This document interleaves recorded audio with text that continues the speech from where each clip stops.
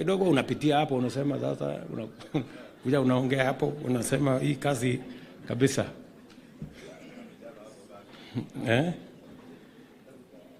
We have the county aggregation and industrial parks. Members, we have the county aggregation and industrial park.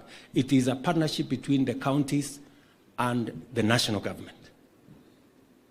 You have a role to play. You know, make sure you go and inspect KAIP in your county. We have now 5 special economic zones, 6 actually, including one of the biggest here in Naivasha. In Naivasha, as we committed, we're going to have a huge industrial city here in Naivasha. We have just concluded the procurement and the purchase of 5,000 additional acres here. To Alice? Yes. Yes. 11,000 acres, but 6,000 will go towards resettlement of people. So we have, shortly, we will be now gazetting the necessary areas. And already, we have very many companies. I was in Dubai for the COP28, and we signed many agreements of people who want to come and set up here on account of our renewable energy, on account of what Kenya looks like going into the future. Take advantage and be part of it. And it speaks to the jobs element. We're not just doing this as structures. We are doing this because jobs is important. We have to be deliberate. I was in Murang'a the other day, and I hope today, I told the governor of Murang'a, between today and tomorrow, we already have finished the procurement of the first phase, which is going to cost us about 500 million. It's going to begin. And we want to push this so that we have a good environment for us to create jobs. Further down, in our 5th pillar of the Kenya Kwanza Manifesto is the digital superhighway. It is one of the most important pillars of our manifesto. I have had a discussion with the committee, ICT committee in Parliament. I have had a conversation with the chair of the CDF committee. We have now changed the law. All of you know that. And I want to urge members here. Your first priority is to make sure that you are ahead of the game in making sure that we have ICT hubs in every ward in your constituencies. You have heard me say it, and I mean it. And many of you who have done a small thing out of it, you have known that you have seen the impact it has. Jameni, musifanye program hii ifaulu kwingine, and this is a program of your government. Because the people on the other side, sometimes they are ahead of us. They can see the opportunity clearer than we can. I want to urge every member of Parliament here, listen to me, friends. You will create 1,000 jobs minimum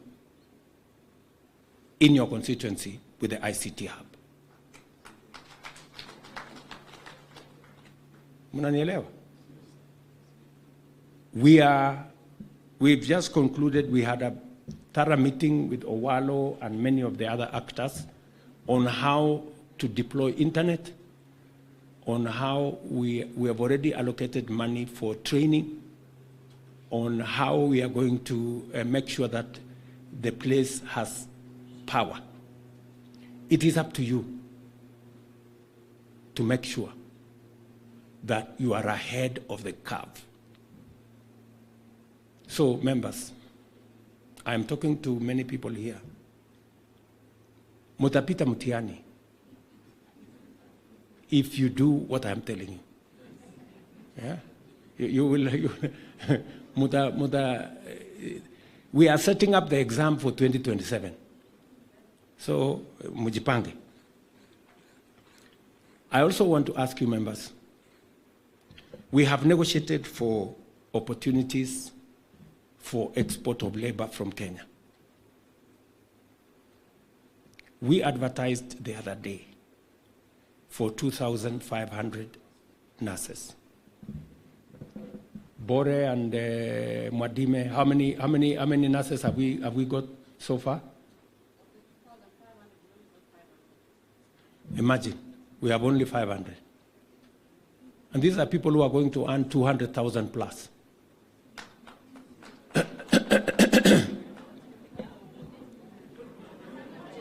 We are sasa, unajua sasa, you know,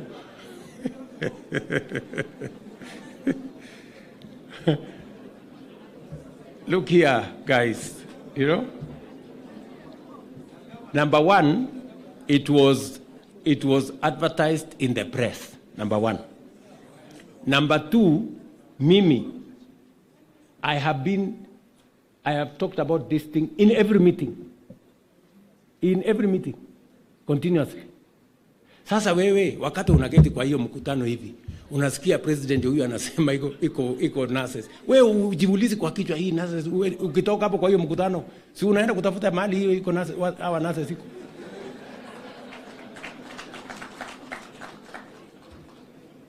Friends, because I still see people here saying we are not aware. You are not aware. Sasa mnataka nifanye nini?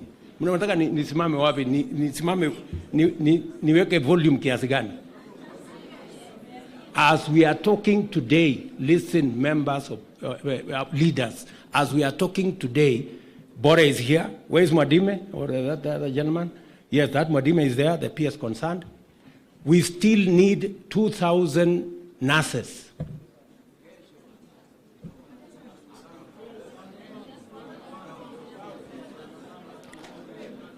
Nabado, just wait. Wacha tukugaba. Leteni kwanza tujaze ndio tuone. I'm just giving you the exam. Go look for, we have an intelligent person will live here and go and do what they must do. You have constituents. They will take a lot of offense if they discover that there are opportunities. Imetangazwa everywhere and nobody has come for them. That is not enough. We have 500,000, maybe 1 million of such opportunities. Mnanielewa? It has to be deliberate. Somebody has to do some homework. I am trying to set up the bureaucracy. Tumepata tu challenge kidogo. We were to set up both the bureaucracy in NITA and in NEA to support you on making sure that you have as much information as possible. Because I have negotiated many opportunities for young people in Kenya. In fact, my Rosalind there just came back from Germany. We are almost concluding the agreement with the German government because they have asked us for 250,000 job opportunities. And they want us to conclude the agreement before June. Is that right, Rosalind? The same thing is going on with different countries. And it is important for me to talk to you, good people, so that you concentrate your energy in the right place. Unanielewa? Concentrate your energy as a people's representative. I thought we have so many people looking for jobs in our offices. Si tuko nao wengi? There are so many. Sindio? So, please, let us work together, because there are jobs out there. There are young people all over the place. We need to connect them to the opportunities. And please take what I am telling you seriously. You know, I am not talking politics. You know, kuna maneno tunaongeanga hewa. I am not talking hewa. I am talking to you reality. So, please, any serious leader will listen to what I am saying and do something about it. Tunaelewana? Because the only thing I find when I come to counties, watu wananiambia, oh, kuna mwanasiasa fulani alianguka kura, tafutia kazi. Kuna mwingine hapo alianguka kura, tafutia kazi. Na hawa wengine wote amusemi. Na opportunity ndio hii ina friends. I told you, we must work together to change Kenya. Please, tusaidiane kubadilisha Kenya. And it will take the effort of everybody. Because if we were to get 2,000 people, tukigawana hapa 2,000 people, si kila mtu atakuwa na watu ine ama mbili. So, no? So, sasa, munataka tugawane hapa. Sasa niwaulize, nani alikatazwa kupeleka 20 ama 30?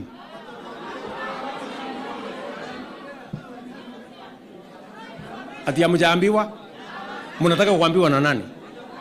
Kwani amusomi gazeti? Na saa ile mimi naongea, mnafikiri mimi naongea hewa? What are you? Saa ile mimi naongea, nyinyi mnasikianga? Do you understand English or I mean, friends, wewe waluke. Si mimi nilikuwa Bungoma. Ulisikia mimi nikisema huko sikia. Sasa ulikuwa unafikiri wewe Mauritania, you heard me, I was in your constituency. Nilisema ama sikusema? So, surely, friends, tuache hii maneno ya, we like looking for excuses. Yes, wamaua. Si mimi nilikuwa Maragwa, my dear. Hiyo maneno yote nimesema hapa, si nilisema in public ukiwa hapo.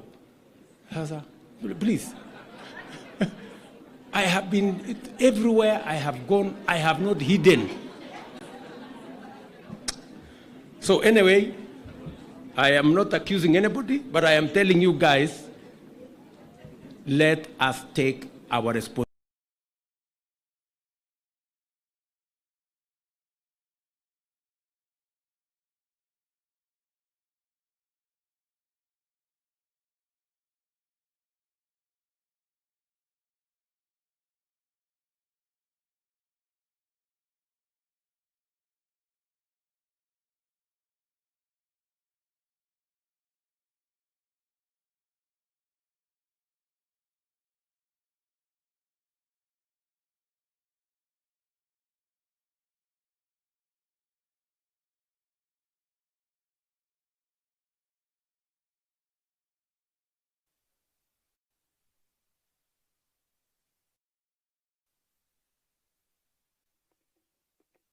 Forgive me, but I felt it is important for me to pass that point on behalf of senators. Therefore, with those very many remarks, colleague senators, allow me to take this opportunity to invite the truthful man. You know, Your Excellency, as you were walking, I was reminding, for those of us that used to come to this hotel for Tangatanga meetings, I was reminding His Excellency, the Deputy President, that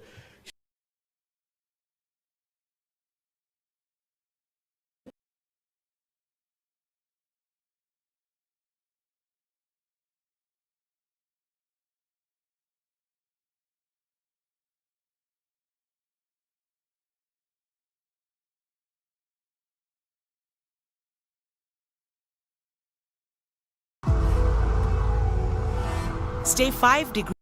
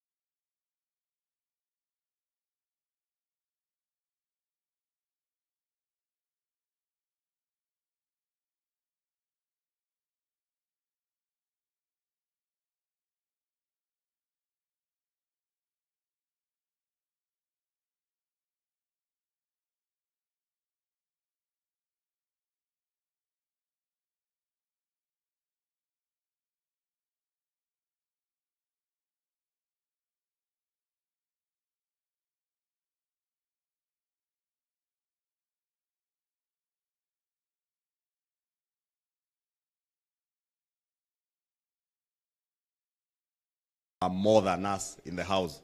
In fact, at one point, the leader of minority approached me to close debate on the affordable housing bill. Of course, knowing that if we closed at that point, they had the numbers. But we should be able to conclude that business tomorrow. Hopefully, on Wednesday afternoon, we get into third reading. Again, during third reading, we will be asking all of you to be present so that we're able to conclude with that debate and be able to process the bill forward to the Senate so that they're able to advertise it by Friday, do their public participation, and we get a new affordable housing bill before the next payroll. And usually many corporations, both private and public, process their payrolls after the 15th of the month. So we hope by the 15th of March, Your Excellency, you will have processed, you will have assented to the new affordable housing bill.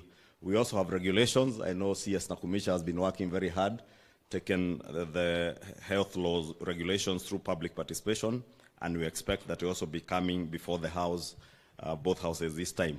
We also have a number of bills that are in the Senate, especially touching on agriculture, critical bills, and I know the Honorable Aaron Cheruiyot will be speaking to some of those. Your Excellency, in conclusion, let me take this opportunity to also thank members of our cabinet who have been very diligent. I know there are many cabinet secretaries who have not had time to come before the House with the amended standing orders to answer to questions and statements. At times, because many of the questions that will be processed will touch on a few critical areas: energy, education. I know CS Machogu has been there quite a number of times, roads, and of course, security. I know CS Kindiki has also been there quite a number of times. There also have been issues to do with human-wildlife conflict, and those, the ministers in charge of tourism have also had an opportunity. There are many others who have not had an opportunity. We are making efforts to make sure that you find an opportunity. I will not encourage you to go the Margaret Thatcher regime way, where there was a scandal that was called Cash for Questions, where cabinet secretaries would pay members of the House of Representatives to ask questions so that you may be able to come and answer them.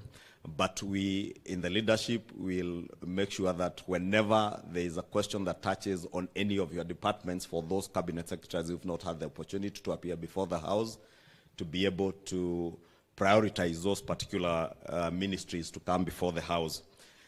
Lastly, is to request our cabinet secretaries, every time you find an opportunity to come and answer to a question or to a statement requested by a member of parliament, please take that time as also an opportunity to espouse on government policy. And maybe, for instance, I don't know, CS Elliot Owalo has not been there, for instance.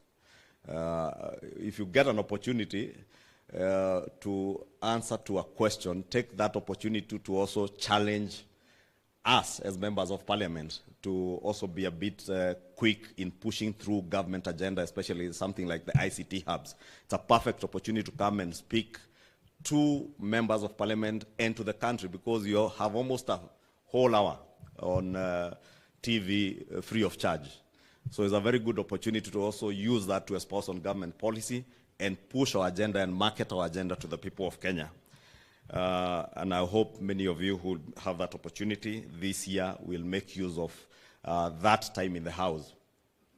It doesn't harm to talk to us, to generate questions on your behalf.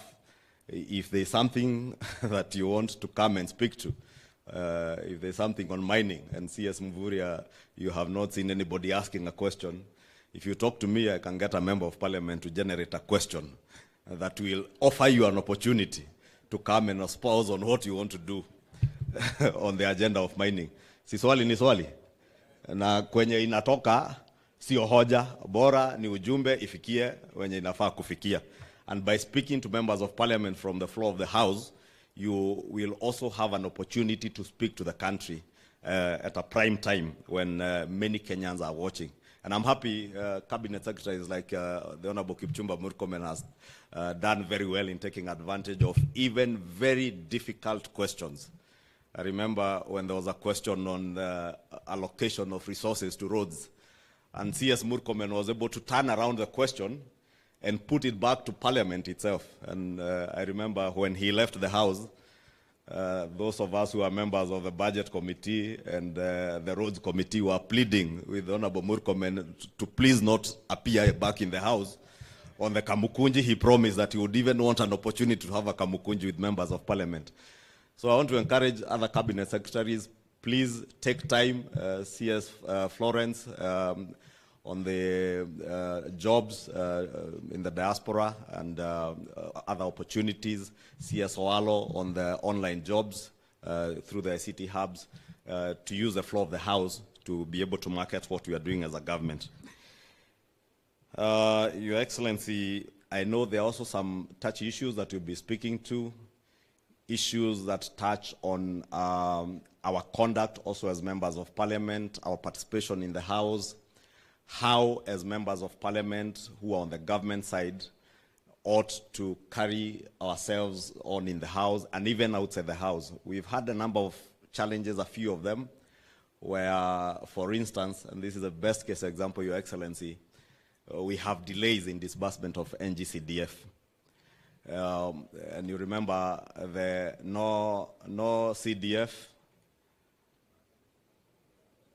It was no CDF, no what? No parliament. And Your Excellency, I will often find myself on the receiving end, being the leader of the House and being the person who ought to be representing the cabinet secretary when he's not there. And you can imagine the situation I find myself in when we have our own members who are leading in the process of no CDF, no parliament, and they're behind me. And across, on the other side of the floor, there's a whole brigade of our colleagues from the minority side in the same chorus. So we need to socialize ourselves now that there is no other government other than ourselves. On the floor of parliament, there is no government. It is us who are government on the floor of the House. And therefore, even when there's an agenda that is not pro-government per se, or where we think government in a way has slackened, possibly, and I gave the case example of NGCDF because it also touches on me. And you see the way I also struggle when I'm speaking to say I don't speak for any cabinet secretary, including Professor Ndungu. I speak as a representative of the people of Kikuyu today on NGCDF. But we do so with caution so that we also do not in any way incite the House not to carry on with business. Case example, members are signing signatures to impeach a cabinet secretary on account of non-disbursement of NGCDF. And you find a member of Kenya Kwanza signing to impeach a cabinet secretary on non-disbursement of NGCDF. And it is within our rights.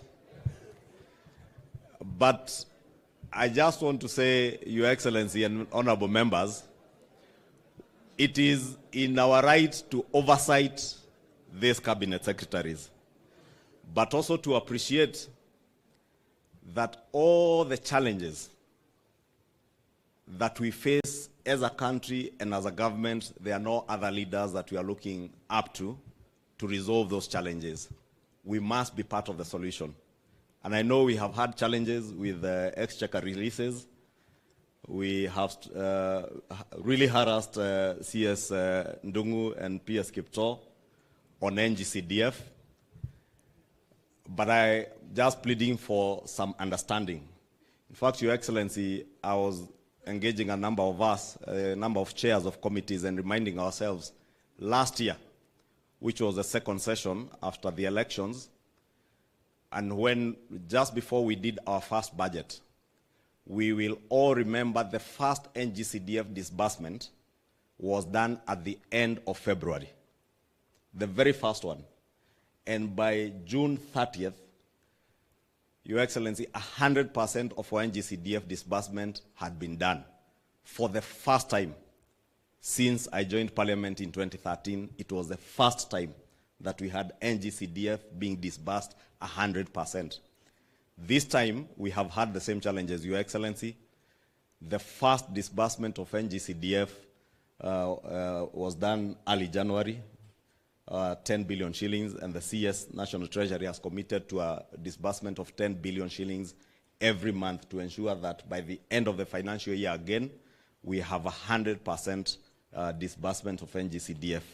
So it is that kind of understanding that I want to plead with all of us, because we know the challenges, Your Excellency, you've had with debt repayment. I know there is some very bright light at the end of the tunnel now with opportunities that come with the resolution of the issues to do the Eurobond, and a lot of receipts coming from our development partners.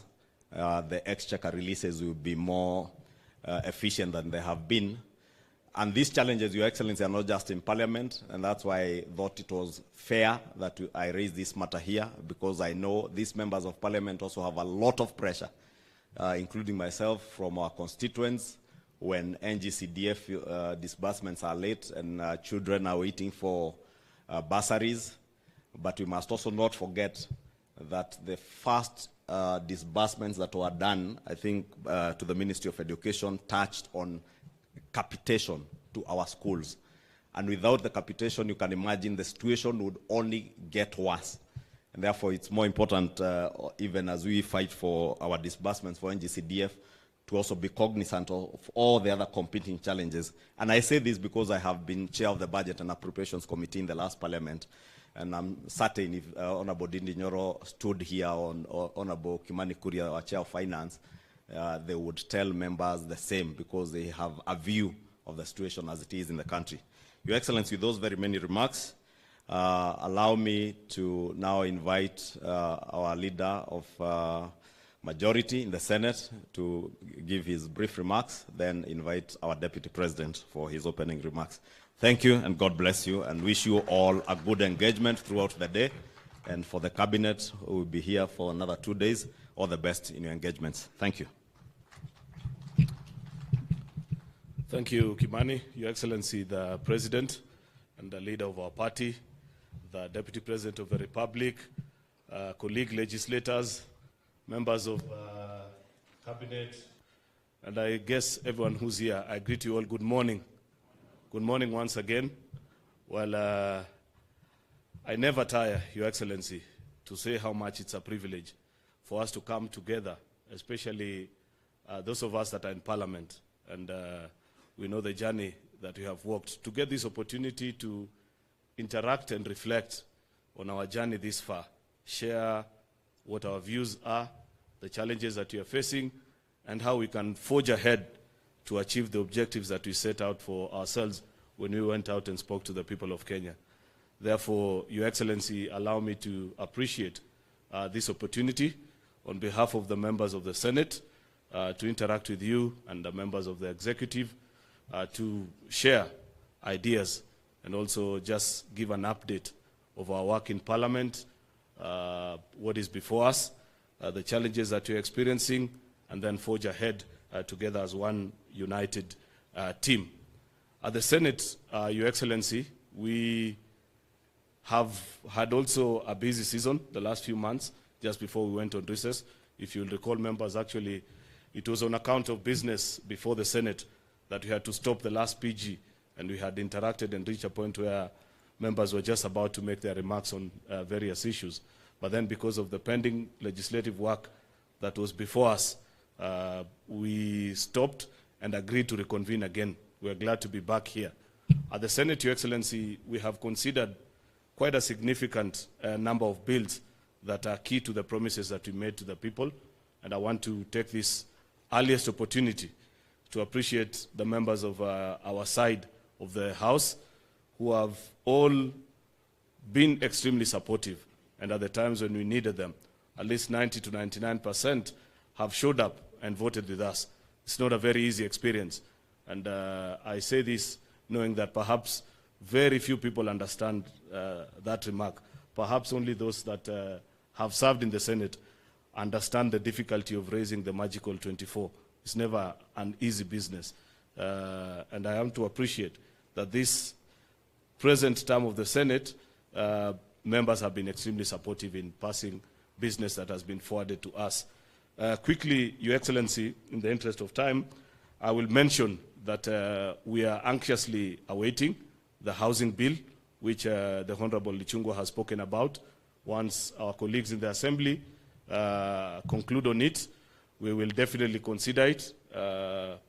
Chances are we have our slight different views on one or two issues, but as you know, we have been quite fast at agreeing and closing ranks every time us and the Assembly have a different view on any particular matter.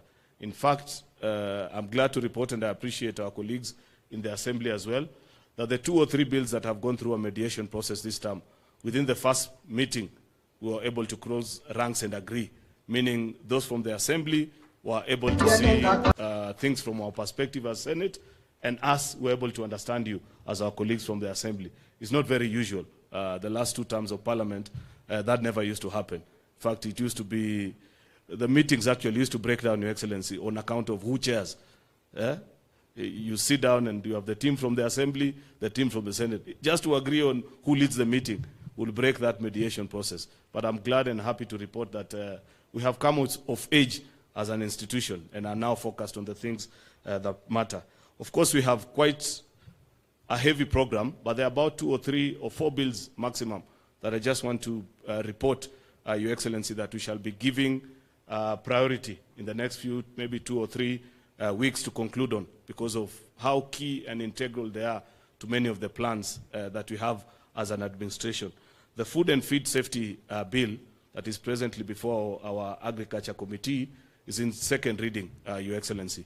And by the end of this week that you're beginning, we should be able to conclude on its 3rd reading, because the report has been tabled and our committees have proposed their amendments to what you had done in the Assembly, Mheshimiwa Ichungwa. So I believe we should be able to close rank on that particular issue. We have a controversial bill that began its legislative process last week, the Water Amendment Bill. And while at this, I say to my colleague senators last week, and allow me to repeat it here, Your Excellency, that those that have served in Senate, Professor Kindiki, our first majority leader, you know that the easiest way that opposition can defeat a government bill, so to speak, in Senate is to declare it that this is anti-devolution. You're rolling back the gains. And without knowing, many a times people join into the chorus. And I have endeavored to remind my colleague senators that at least in the term that I have served as majority leader, I have never received a call from His Excellency, the President or his deputy, asking me that you must insist on a bill to come in a particular way. On many occasions, even when he has called to find out why did you guys change this particular provision, he has agreed with our wisdom as Senate. It is within our powers as a legislature to change whatever bill or proposal that has come from the office of the AG. Therefore, each time we consider a government bill, and I'm sure by now everybody knows what a government bill is, it is within your right to pass any amendment. But what I perhaps take great exception to is us sometimes appreciating and agreeing to a chorus that our colleagues from the minority side love initiating, and sometimes we unwittingly join and say that, in fact, if we pass this particular bill, we'll have either rolled back the gains or this or the other. It is important to declare, and I declare this in your sitting, Your Excellency, that at no particular time have you insisted that Parliament needs to transact their job in any particular way.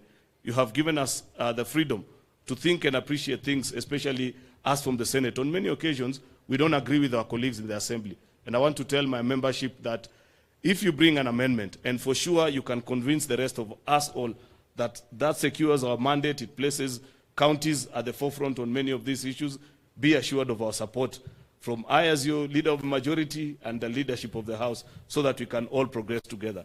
That is just a pitch to propose and request our colleagues that let us maintain the 100% record that we have. There is no government bill that has come to the Senate and has been defeated on any account. We amend, that is within our mandate, and that's our business. So I expect that on this water amendment bill, and Your Excellency, you know this is a bill that allows us to keep the promise that we made on the various water institutes that are in our counties, allowing them to enter into PPP agreements. Because as an administration, and Mheshimiwa Ichung'wah has spoken to this, you know very well that we don't have sufficient resources to roll out water programs in all our counties. And the thinking that has come from the executive, which we are at liberty to make a determination and make it better perhaps, so that it looks good and is in sync with our constitution, especially appreciating the two levels of government, should be to support this dream and this thinking that we are able to run county programs, water programs using the PPP framework. Finally, Your Excellency, are the three agriculture bills that Mheshimiwa Ichung'wah mentioned. The one on coffee, that we want to streamline and ensure that coffee has its own agency, just like we did for tea. There's an amendment on the tea bill as well that was done in 2020. His Excellency, the Deputy President, knows the number of meetings he has chaired and the proposals that you gave us when we had the meeting you chaired in Kericho. We are almost concluding on that bill. And on sugar, there's a lot that you're doing in the sugar industry, Your Excellency. Our committee has agreed with virtually everything that the Assembly did, save for the zoning part. We have challenges. We appreciate and we agree with you that it is important to do zoning so that we can foster privatization. But the zoning formula that our colleagues in the Assembly took, we hold a slightly different view. We agree with the zoning that was proposed in the task force report that was done in the year 2020. And that's what we shall be proposing. Then, of course, we'll conclude.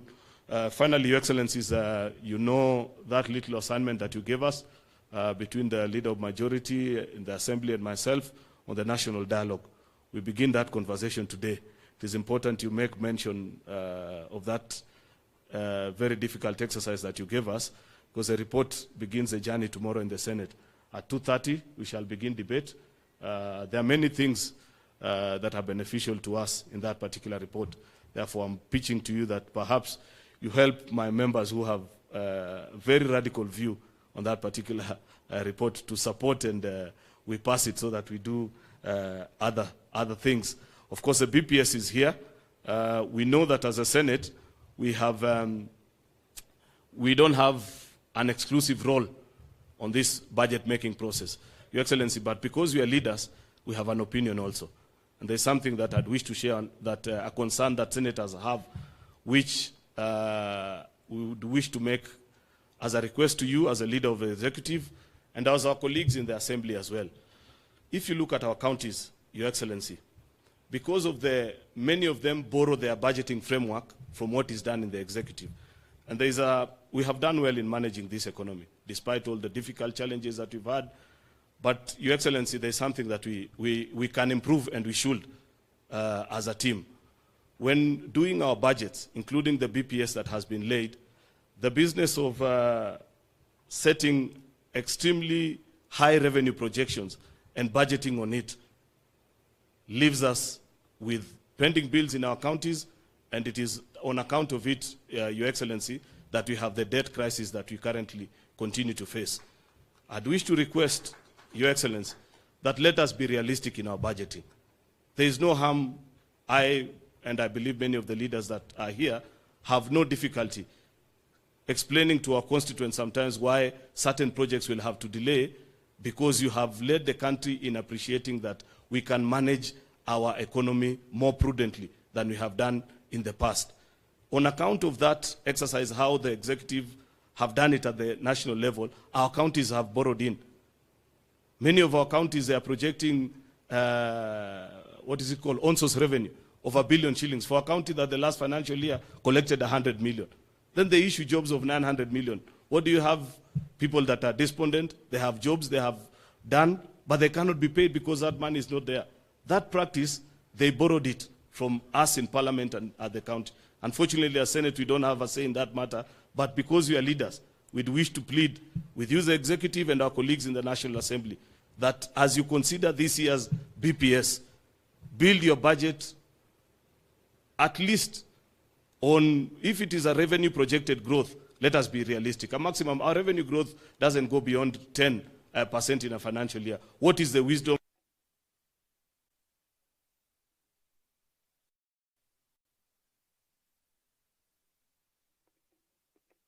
Forgive me, but I felt it is important for me to pass that point on behalf of senators.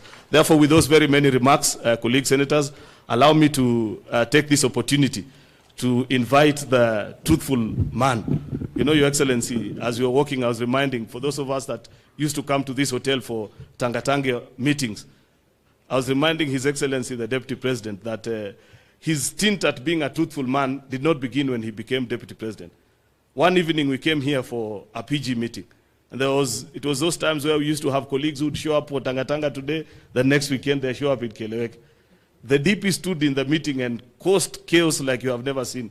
There was one particular man, I'll not mention his name, because he's a friend to many of us. And the DP said, so long as this man is here, this meeting is not going to start.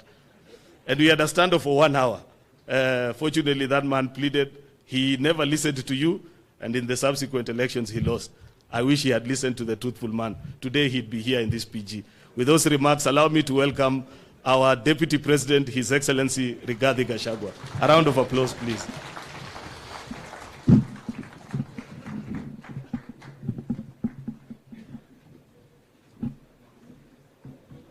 Thank you very much, Your Excellency, our President, Dr. William Ruto, the leadership of the House, our Cabinet Secretaries, our Principal Secretaries, and everybody present. Good morning. God is good, and all the time. On behalf of our President, let me take this opportunity to welcome all of you to this meeting, a joint meeting between the Executive. Anything that we do is perceived as politics and as a strategy to look for votes. So this great meeting that the President convened and insisted that we need to engage with our leaders in both houses so that we are all speaking the same language. Your Excellency, let me thank you once more for always having time to engage with elected leaders. It is your philosophy that elected leaders are very important, and you cannot get far without their input. And that is why when the executive retreat was convened, you insisted that the legislature should be here so that we discuss and not talk in the same language. Before I invite the President, I just had two things that I wanted to say. One, I want to thank our members in both houses for the support and the commitment in making sure that our legislative agenda carries the day in Parliament. And I want to say that we'll continue to engage all the time so that we are all looking at things the same way, because we serve the people of Kenya and we all belong to the same administration. Secondly, I want to ask our Cabinet Secretaries and Principal Secretaries to replicate what the president and I do when we are going out there. Anytime the president is going to a county, the planning is done together with elected leaders, especially from this side of the people who support the government. We want to ask our cabinet secretaries and principal secretaries, when you have some programs in a certain county, please talk to the elected leaders. Let them not hear that you are there from some posters that have been posted, or they are hearing from the media. It is not right. It is not respectful. Even where you are going and you have been invited by governors, you are in the national government. And these are the people we work together in the national government. Let us involve them. And if the president has time to engage them, I have time to engage them, you should also have time to engage them. And I also want to plead with our CSS and our PSS, don't relegate consultation of elected leaders to your personal assistants. Do it personally, because we do so ourselves. When we are going out, the president creates a day to engage with leaders from that region, understand the issues, agree on the program, and everything is very seamless. I do the same. So let us from here have time to talk to elected leaders, because it is the right thing to do. Again, we also want to ask the leadership of Parliament to also consider, much as you have the role to oversight government and call our ministers to Parliament, sometimes it becomes very difficult for us to work because our ministers are perpetually in the House, in different committees. I think Your Excellency will request a meeting with the leadership so that we agree on how to balance between ministers appearing in Parliament to answer questions and also be available to serve. Because sometimes even we have cabinet committees, we are not able to prosecute our agenda because ministers are in out of Parliament. But I believe with some engagement with the leadership, we can agree on an acceptable way where we allow ministers to function at the same time they appear before Parliament. Finally, on the National Government Constituency Development Fund, our members, you know for sure, and it's not a secret, that our courts wanted to do away with this fund. But our president, having been a member of Parliament, appreciating the importance of that fund, in his magnanimity, fought very hard to ensure that this fund stays. And it was the right decision, because this fund is a fund that is felt. Because one, is only 6% that goes to recurrent. Everything else goes to development. So when the government, led by our president, has a few challenges in terms of availability of exchequer because of the challenges of revenue collection, we also want to ask our members, likewise, to extend the same magnanimity when the Parliament is taking a decision on how to react when money is not available on time. I have sat with the president many times, and I want to confirm to you that he is on the neck of Professor Ndung'u and P.S. Kiptoo to release money to members of Parliament through the fund. And he is very clear that it should always be given a priority. So some of us who sit with him making those decisions, when we see you joining the other side of the House in a way that is a bit demoralizing, we feel a little bit low. So I want to ask you kindly to be magnanimous, to appreciate the challenges that we face as a country, and to know that the president from where he sits is your #1 supporter in terms of having funds to implement your mandate. I think with that understanding, it will help the situation as we move on. Finally, before I call you, Your Excellency, to address these great people, let me ask everybody here, the executive and the legislature, let us focus on helping the president to succeed. I am persuaded from where I sit that that is the most important thing in the next 2 years. Those of us who campaigned for President William Ruto give the people of Kenya hope and assurance that he will transform this country and their lives. We therefore have a duty to make sure that President William Ruto and his administration must succeed. Let us spend time and focus in activities and programs to make sure that the president honors his mandate with the people of Kenya. Other things can wait for 2026, but 2024, 2025, we must all be united and must focus to do whatever it takes to make sure that the president delivers to the people of Kenya. Finally, Your Excellency, I had somebody saying that you should not look at the rear mirror. I want to encourage you to continue looking at the rear mirror, because the inventor of the motor vehicle was not mad by putting the rear mirror. In your leadership, Your Excellency, you have made it very clear that no Kenyan should be left behind. So you must continuously continue looking at the rear mirror to make sure that all Kenyans are on board and they are not left behind. Again, Your Excellency, there are also people who would want to derail your vehicle. There are those who like to puncture the rear wheels. There are those who like to remove goods from your pickup behind. You must continuously look at the rear mirror and the side mirrors so that anybody who may want to derail your vehicle, you are ahead. And again, Your Excellency, your pace is too fast for those of us who help you, myself and these cabinet secretaries. Sometimes you are too fast, you leave us behind. So continue looking. So when you find your deputy is being left behind, you urge him to come to catch up with you and the rest to catch up with you so that this country can move forward. With those few remarks, let me request you to be upstanding and help me to usher in our leader, the President of the Republic of Kenya. Makofi.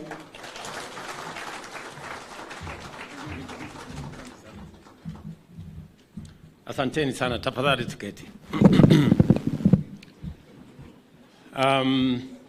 Mr. Deputy President, leaders of majority, National Assembly and Senate, Cabinet secretaries present, senators, members of parliament, good morning.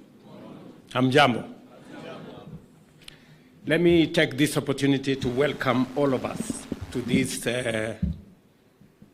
retreat of both the executive and our members of the legislature. Karibuni sana to Naivasha. I came last evening.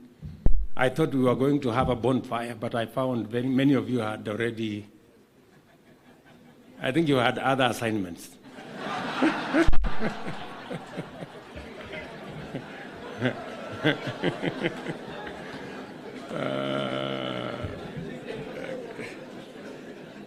Anyway, so, but I want to say this is a very important retreat. It is the first retreat we are having combining both the members of the executive, ministers and cabinet secretaries and the principal secretaries, together with our members of parliament. Last year, we had a similar retreat, but it was just for the executive. But we later had an engagement with different committees. So welcome to this very important occasion. And going into the future, we are going to have at least every year a meeting like this. And so that we can together look at where we are, where we need to go, and how we get there. I must say from the beginning that I am a very proud leader of this team.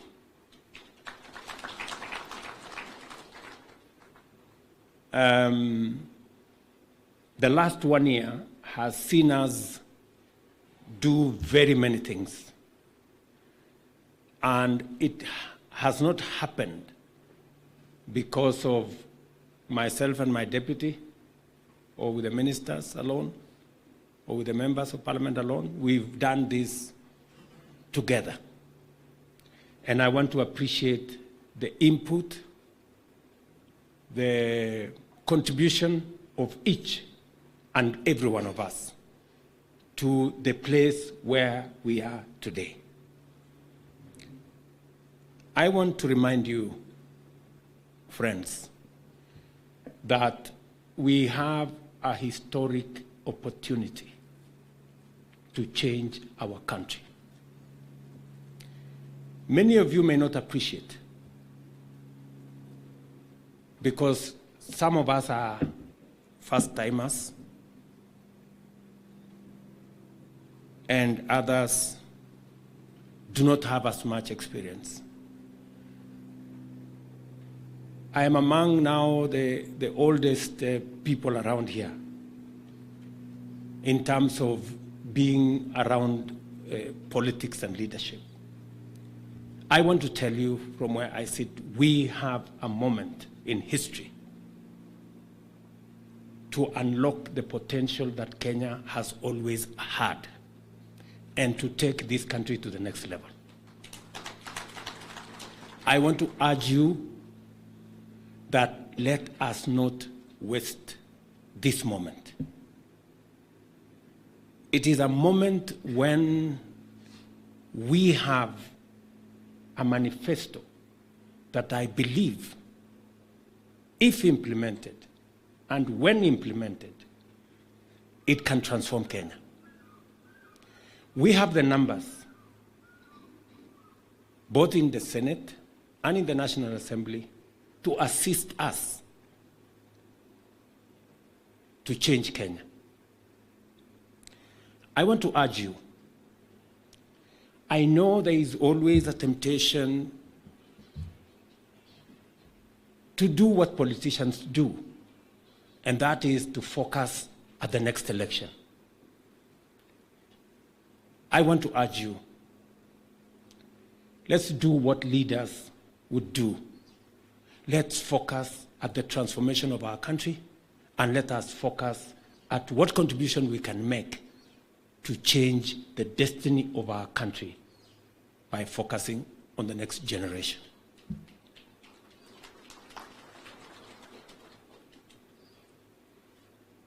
We are where we are today as a country because we have always made politically correct, convenient decisions. And the transformation of a country requires men and women who have the mettle to confront situations and to look at what is right, not what is popular or what is convenient. I promised you that I will lead from the front. And I will lead from the front so that we can change Kenya. When I said I am a man on a mission, I meant it. We have to change Kenya. We have to change Kenya. And if you had any doubt that Kenya is going to change, I want to tell you that you just need to be patient and watch this space. Kenya is going to change. I am very confident. I know sometimes some of us get discouraged, some of us get anxious, some of us panic because of exigencies of moments. I want to tell you that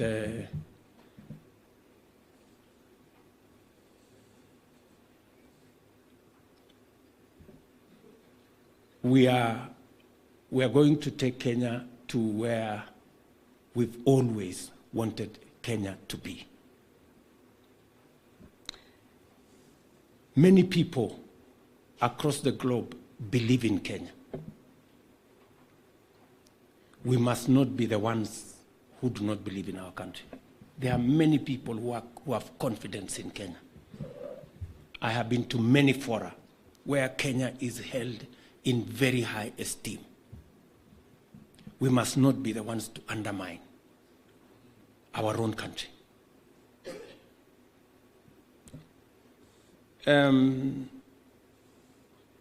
So let me persuade you, leaders,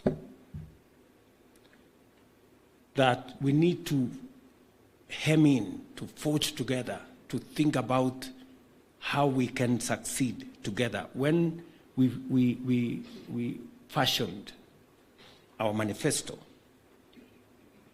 we were very clear about where we wanted to take Kenya. We were very clear about how to deliver on jobs. We were very clear on how we wanted to deliver on health. We were very clear on how we wanted to deliver on food security. And we went out to the people, and the people gave us the mandate against a very difficult political terrain. We must not let them down. We must stay focused and deliver on this commitment. Let me just tell you a couple of things, because this meeting is a meeting that is a continuation of the PG we had. So I don't want to prolong what I have to say. I also want to listen to what others have to say. And it is good that today we also have our CSS and PSS so that we can have a convergence of thinking.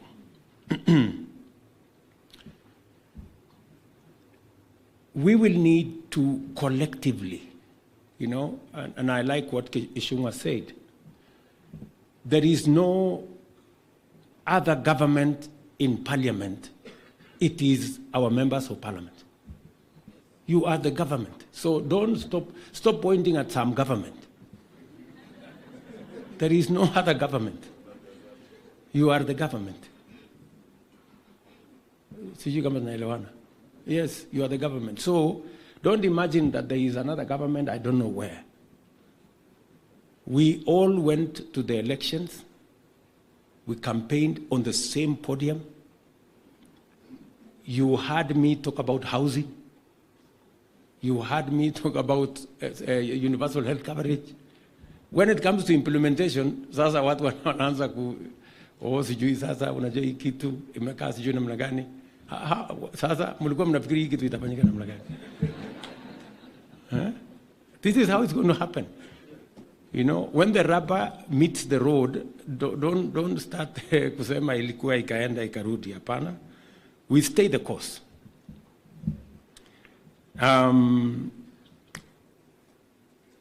Let me just point to you some of the things that I think we should be coming as we progress. We brought proposals on many of the aspects that would go to implementing our plan. And I want to appreciate that Parliament has been instrumental in making sure that the proposals that have come from the executive, from the ministers and principal secretaries, as they tailor the programs that are necessary for us to implement the plan and proposing budgets for it, Parliament have done their bit, making sure that there are resources that are allocated for us to be able to implement the plan.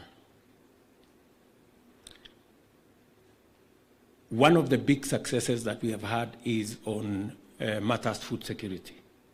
I think it is a big issue. We had a situation where we had a crisis, and the crisis was not limited to Kenya. The crisis was global because of what happened with conflicts around the globe, because of matters of climate change, because of the drought. We had a very we had a crisis in our hands.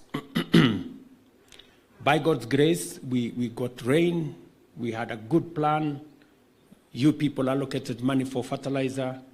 The Ministry of Agriculture and all the other agencies helped in making sure that that fertilizer got where we wanted. And I can report to you that today we have a better harvest than we have ever had in the last 5 years. And we have today also upped our plan for next year to increase fertilizer that is available. I want to ask all of us here as leaders to look out, you as members of parliament, look out, make sure that you work with the ministry to make sure that your constituents, your regions, your areas have access to subsidized fertilizer. We have standardized the cost of fertilizer as 2,500 for all fertilizers. Speak to Mithika Linturi, speak to his peers, speak to the cereals people, speak to all those, and make sure that they do what they must, coordinate with them so that you can get the right farm inputs in your areas. We are proposing to expand the coffee cherry fund.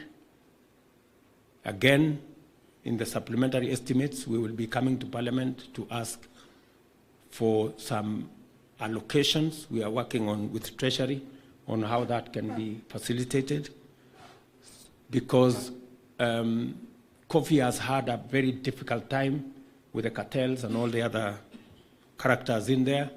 But I think it is taking a turn in the right direction. So we will be working with you to make sure that we settle that. Same thing to do with tea and all the legislations that are on the pipeline, and also in the sugar sector. We have just disbursed the first 1.7 billion in the sugar sector. We are working on the reforms in that sector, and hopefully in a couple of months we will be able to have a new space for our sugar industry to flourish again. Also, as you have heard me commit, we are working with KCC. We will be coming to Parliament for another allocation of maybe about 1 billion shillings, just to make sure that our milk producers are paid on time. We have made a decision together with the stakeholders. I had a long meeting with them in Nakuru. The milk processors, we have agreed that from 1st of March, we are going to pay milk farmers 50 shillings per litre. And we have also said that it will be paid on time. We are also working so that from the 1st of July, like happens elsewhere in the world, that farmers are paid every 15 days.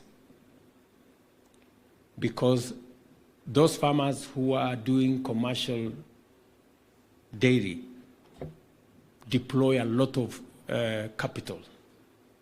So they need money regularly. So we are working with the industry so that we can deal with that. We are also working with development partners to enhance the capacity of our processors so that we can restructure our milk delivery so that we concentrate on two areas. We concentrate on supplying the lower market, and we have a big opportunity for export. It is a very positive thing that actually our milk products, the premium milk products, have markets globally, including in the US.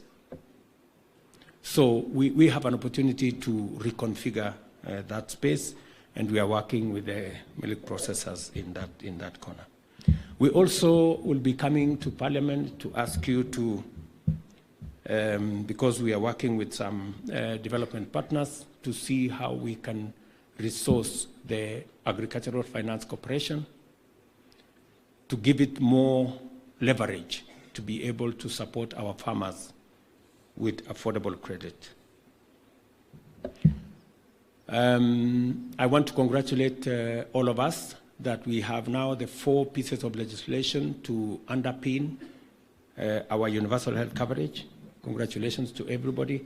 I know the ministry and the committee in Parliament and Parliament itself, you have done a phenomenal job, and I very sincerely appreciate. We are now working on the regulations, and we want to see whether we can conclude this. I don't know, Susan.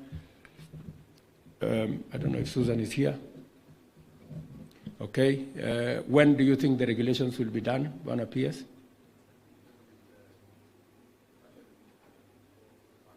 When do you intend to table them in Parliament?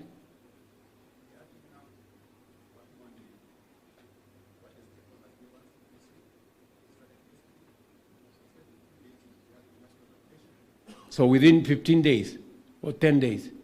10 days. So the committee, the chair of the committee, health committee in Parliament, I don't know, Mr. Daktari Bukose and my good brother there, Pato. So please coordinate, because those are very important instruments for us to be able to roll out the universal health coverage. Delegated, oh, it is delegated legislation. Okay. Mheshimiwa, more fire there, and Chepkonga, and my good friend, Gishimo. So please, let's see how we can accelerate that, because we made a commitment that the people, indigents, we're going to pay for indigents, the people who cannot afford, and then we are going to adjust the contribution framework so that everybody pays a commensurate or a proportional of their incomes. Let me also tell you that we were elected on a platform of creating jobs. It is important. And I have always made the argument that if we are spending, and you in Parliament are the people who allocate money, we are spending 630, 650 billion every year for the education of our children, from nursery school to university. It will be irresponsible for us not to think about when these young people come out of university, college, and school, what happens to them. And that is why, for the first time, we have programs, deliberate, intentional, on creating jobs. It has never happened. You know, we keep talking, oh, you know, we want to grow the economy so that it creates jobs. But you see, it is possible for the economy to grow, but for there to be no jobs, unless it is done deliberately. And it is the reason why we intentionally put housing as one of the programs for us to deliver the transformation of Kenya and also create jobs. I don't think there is anybody who needs any persuasion anymore on housing. Do we still have anybody who still has any doubt? Surely.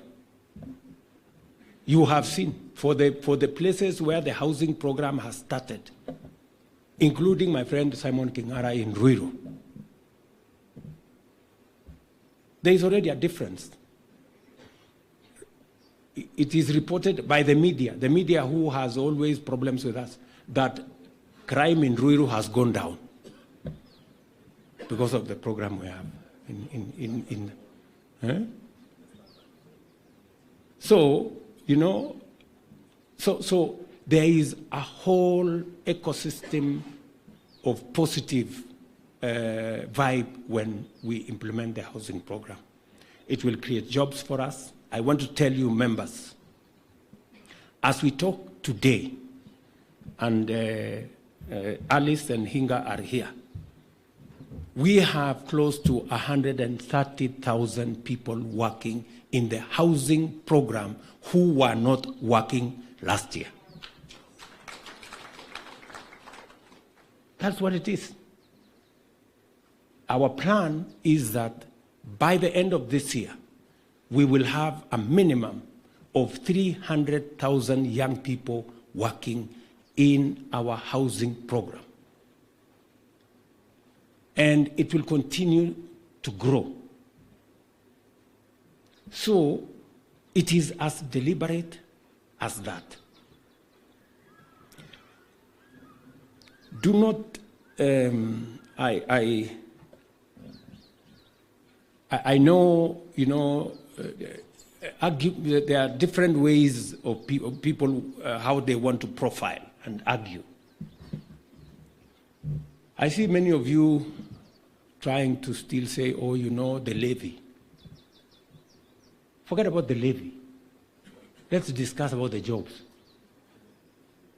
You know, the people who don't want the program will tell you about the levy. The people who want the program will tell you about the jobs, will tell you about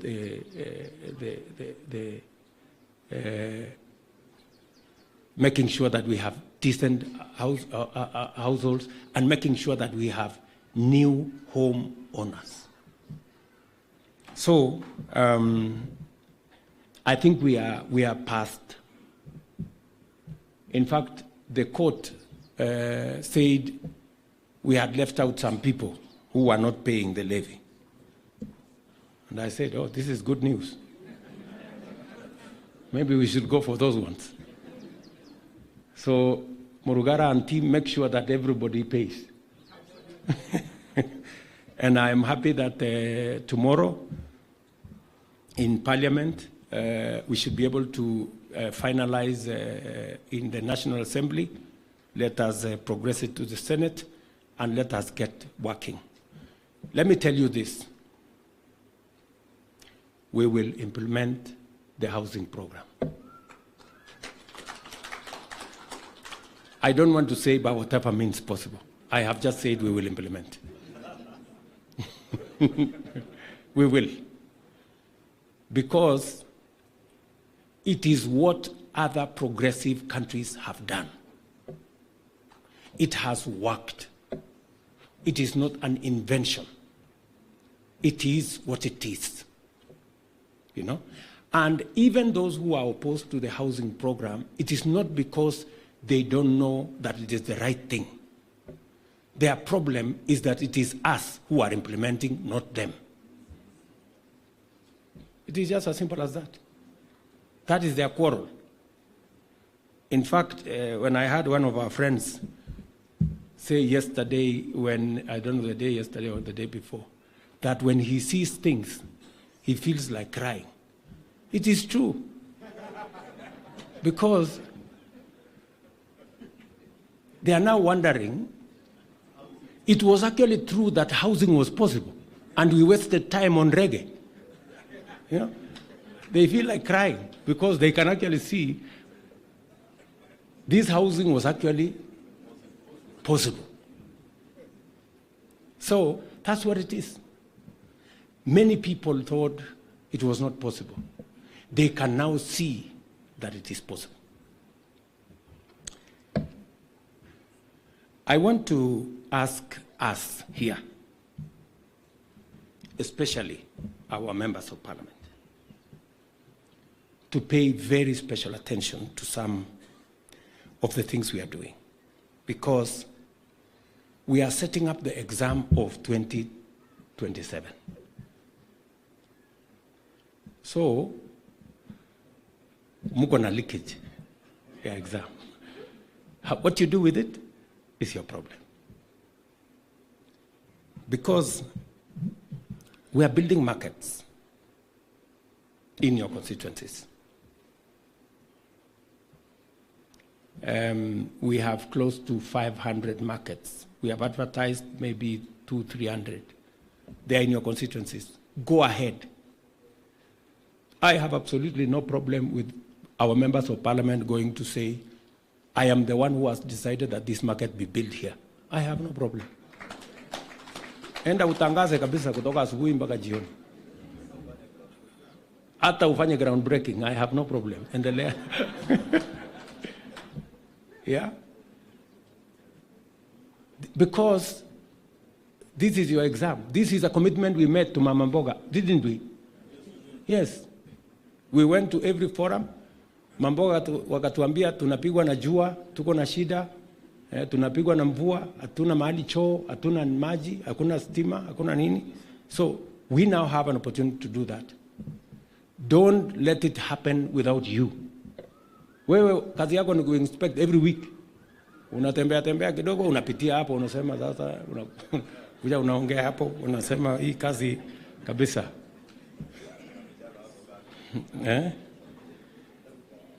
We have the county aggregation and industrial parks. Members, we have the county aggregation and industrial park. It is a partnership between the counties and the national government. You have a role to play.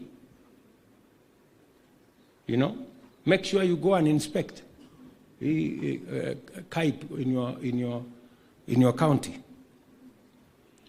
We have now 5 special economic zones, 6 actually, including one of the biggest here in Naivasha. In Naivasha, as we committed, we're going to have a huge industrial city here in Naivasha. We have just concluded the procurement and the purchase of 5,000 additional acres here. To Alice? Yes. Yes. 11,000 acres, but 6,000 will go towards resettlement of people. So we have, shortly, we will be now gazetting the necessary areas. And already, we have very many companies. I was in Dubai for the COP28, and we signed many agreements of people who want to come and set up here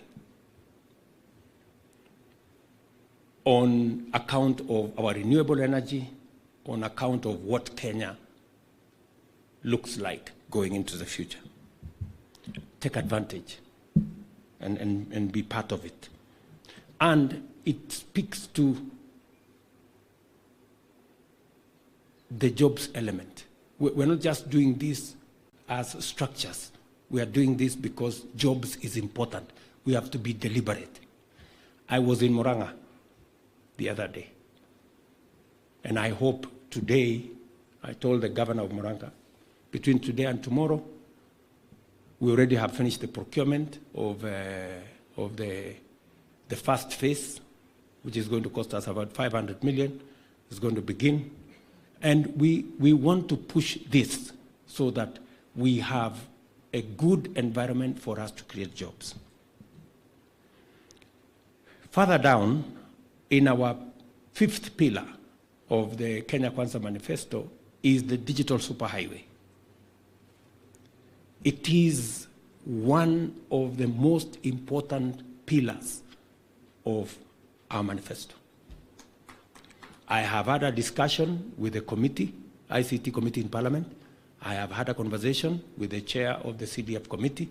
We have now changed the law. All of you know that. And I want to urge members here. Your first priority is to make sure that you are ahead of the game in making sure that we have ICT hubs in every ward in your constituencies. You have heard me say it, and I mean it. And many of you who have done a small thing out of it, you have known that you have seen the impact it has. Jameni, musifanye program hii ifaulu kwingine, and this is a program of your government. Because the people on the other side, sometimes they are ahead of us. They can see the opportunity clearer than we can. I want to urge every member of parliament here, listen to me, friends. You will create 1,000 jobs minimum in your constituency with the ICT hub. Mnanielewa? We've just concluded, we had a thorough meeting with Owalo and many of the other actors on how to deploy internet, on how we have already allocated money for training, on how we are going to make sure that the place has power. It is up to you to make sure that you are ahead of the curve.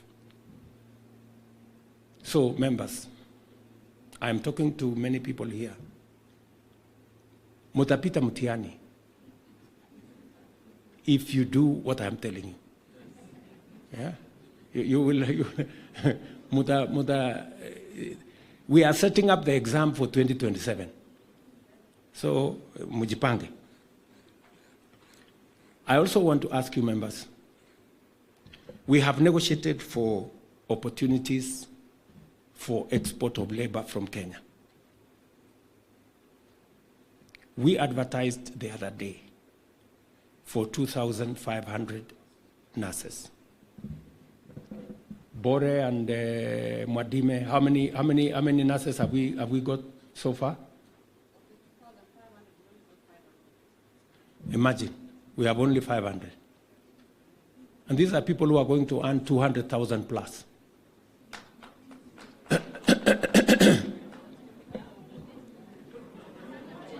We are,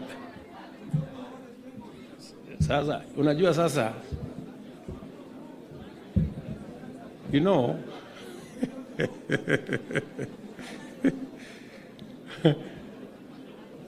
look here, guys, you know, number one, it was advertised in the press, number one. Number two, Mimi, I have talked about this thing in every meeting, continuously. Sasa wewe, wakati unaketi kwa hiyo mkutano hivi, unasikia president huyu anasema iko nurses. Wewe ujiulize kwa kichwa hii nurses, ukitoka hapo kwa hiyo mkutano, si unaenda kutafuta mahali hiyo iko nurses, hawa nurses iko.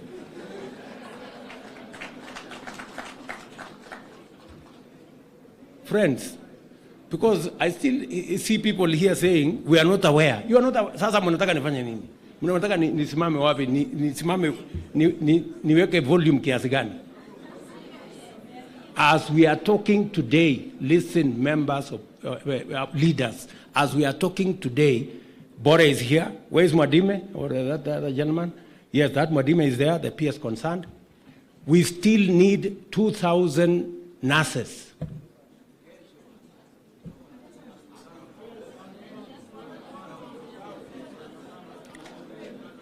Na bado, just wait.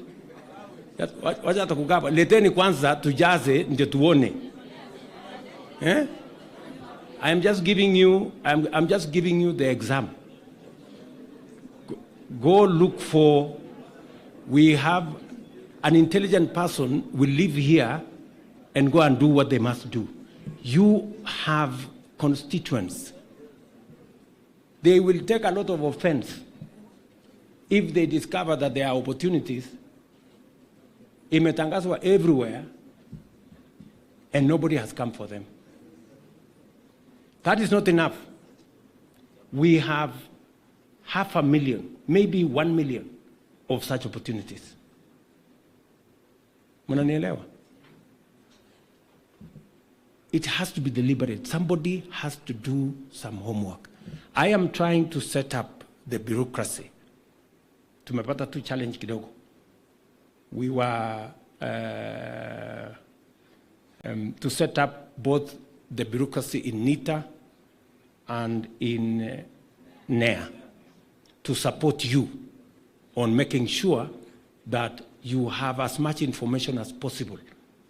Because I have negotiated many opportunities for young people in Kenya.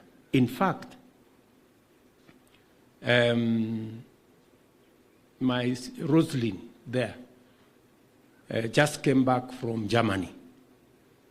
We are almost concluding the agreement with the German government because they have asked us for 250,000 job opportunities. And they want us to conclude the agreement before June. Is that right, Rosalind? The same thing is going on with different countries. And it is important for me to talk to you, good people, so that you concentrate your energy in the right place. Unanielewa? Concentrate your energy as a people's representative. I thought we have so many people looking for jobs in our offices. Si tuko nao wengi? There are so many. Sindio? So, please, let us work together because there are jobs out there. There are young people all over the place. We need to connect them to the opportunities. And please take what I am telling you seriously. You know, I am not talking politics. You know, kuna maneno tunaongeanga hewa. I am not talking hewa. I am talking to you reality. So, please, any serious leader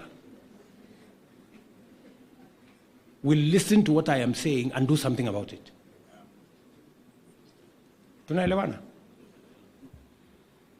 Because the only thing I find when I come to counties, watu wananiambia, oh, kuna mwanasiasa fulani alianguka kura, tafutia kazi.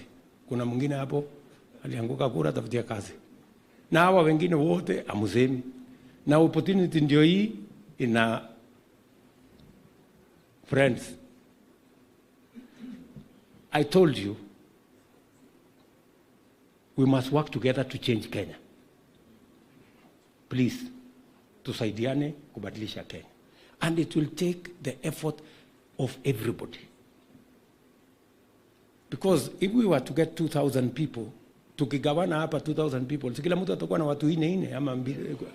So, no? So,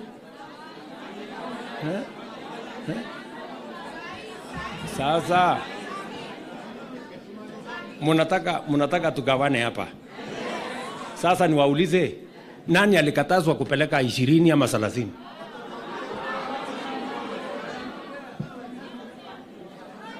Ati hamjaambiwa? Mnataka kuambiwa na nani? Kwani amusomi gazeti? Na saa ile mimi naongea, mnafikiri mimi naongea hewa? What are you? Saa ile mimi naongea nyinyi mnasikianga. Do you understand English or I mean friends, I mean wewe waluke. Si mimi nilikuwa Bungoma.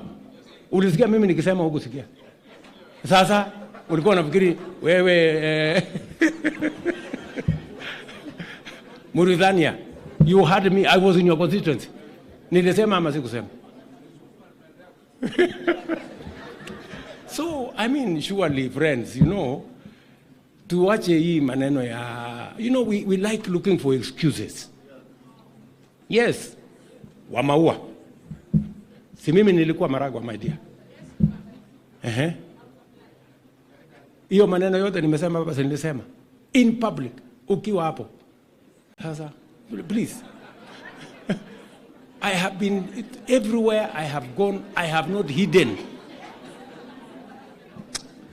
So anyway, I am not accusing anybody, but I am telling you guys, let us